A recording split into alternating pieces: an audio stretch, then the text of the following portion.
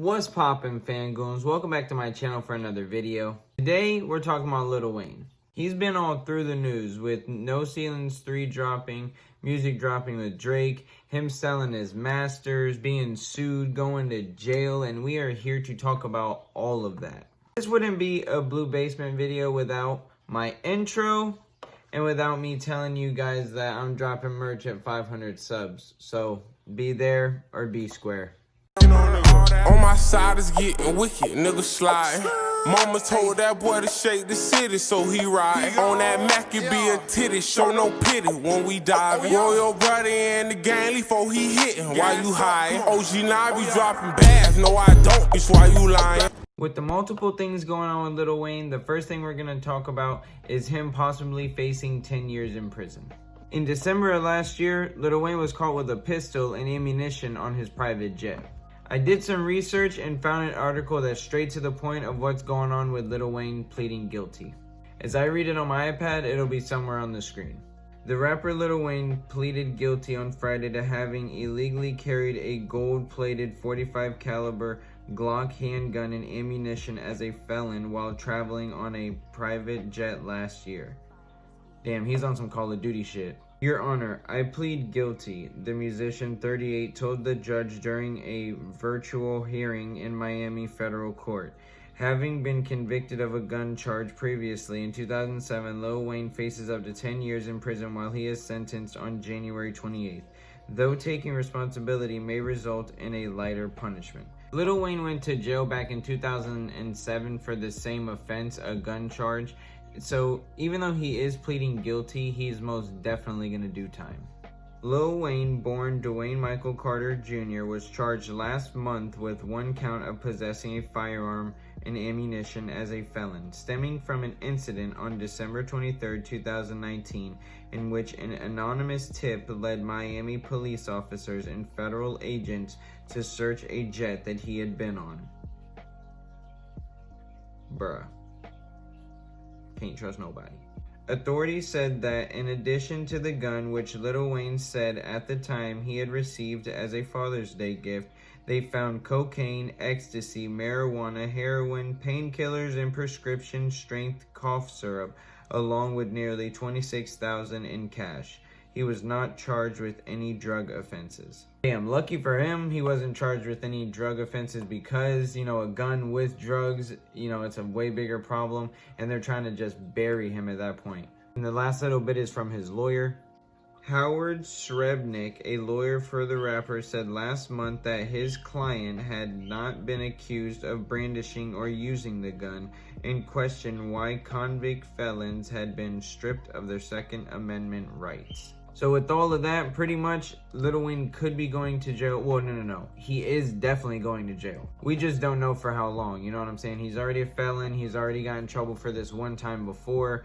Yeah, he's pled guilty, but they're not just gonna slap him on the wrist and say it's okay, you know what I mean? They're definitely gonna, hit him with the book most likely. I doubt he's gonna do 10 years, but he's most definitely gonna do a lot more than a year like he did last time, because in 2007, I think he only was in jail for a year, a little bit over a year. So the next thing we're gonna talk about is Lil Wayne selling his masters. Now, this actually happened a few months ago, but it was just made public by his ex-manager, which is also suing him for $20 million, but we'll get to that. So pretty much after digging and doing a little more research, I found out that Lil Wayne didn't just sell his masters, he also sold the masters of Nicki Minaj and Drake up until a certain point.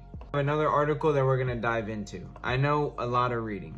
Alright, let's just jump right into this. An important bit of history. Young Money Entertainment was formed by Lil Wayne in 2005, following a renegotiation with the artist's label Cash Money Records, which itself is a subsidiary of Universal Music.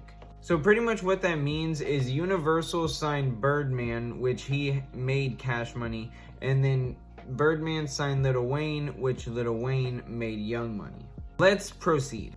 Since Young Money launched as an imprint or with Cash Money, the label has put out huge records by artists such as Drake, including Scorpion, Views, Nothing Was the Same, and if you're reading this, it's too late, plus Nicki Minaj, including Pink Friday Roman Reloaded, The Pink Print, and Wayne himself, including The Carter 4, Rebirth, and I Am Not a Human Being.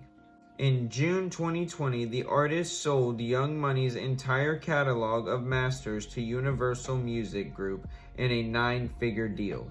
Specifically in or about June of 2020, Lil Wayne was able to sell the Young Money masters to Universal Music Group for in excess of $100 million. Now I know what everybody's thinking, $100 million is a ton of money, but honestly, for every single thing that he's made, also Nicki Minaj's and Drake's albums too, $100 million don't really seem like a lot of money for everything you've created. Whether or not that price tag is accurate, this piece of information chimes with something MBW, Music Business Worldwide, observed earlier this year. Drake's new records in 2020, including hit Tootsie Slide and Dark Lane demo tapes mixtape, have been released on OVO, Drake's own label, under exclusive license to Republic Records. However, all of Drake's big albums up to and including Scorpion show a recording copyright credit of Young Money, Cash Money, on platforms like Spotify. So pretty much to sum up everything I just read, everything from 2005 up until 2018 of Drake's music is sold to Universal Music. I'm a little surprised they didn't talk about Nicki Minaj because I don't think she has her own label like Drake does. So it's like, I know pretty much her stuff got sold, but if she drops more music, what would it kind of be under? I'm not 100% sure. Now, earlier in the video, I had mentioned that Lil Wayne's ex-manager is suing him for $20 million. Let's dive into that. With me searching the internet, I've been looking for articles that are straight to the point. I've been reading a lot of articles with side stories with other rappers, and I'm not really trying to get into anything like that.